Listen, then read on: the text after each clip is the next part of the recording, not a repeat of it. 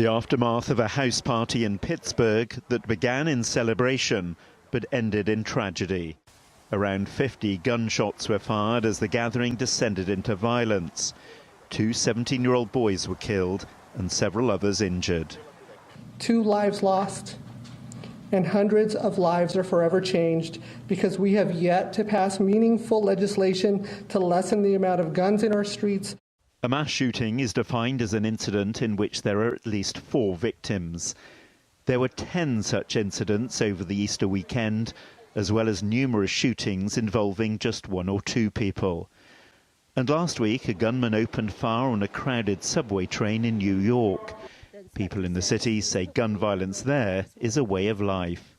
There's a lot of loopholes. You can buy guns at conventions without background checks. You can buy guns from secondary owners without background checks. It's not so hard to get a gun without a background check if you want to. There's a whole mental health crisis, and that's been going on since I was a young kid. Various explanations for the upsurge in shootings are being offered, including the disruption caused by the pandemic, the defunding of some police forces in the wake of George Floyd's murder, and a general climate of anger and division across the nation. But some analysts question whether the situation now is really getting worse. Guns are at the heart of being an American. You know, having a gun is like almost like having a child. It is your constitutional right. So I wouldn't say it's getting worse. It's just manifesting in different ways, and it's being seen in different ways. I mean, the effect of social media and the access.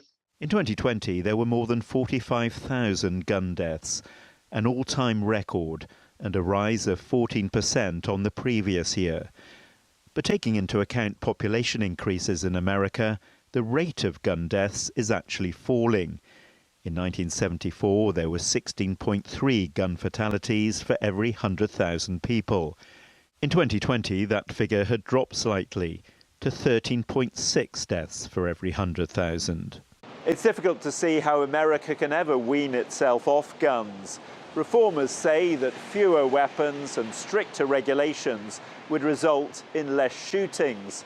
But the pro-gun lobby takes the opposite point of view, arguing that the only way for law-abiding citizens to protect themselves is to own a firearm.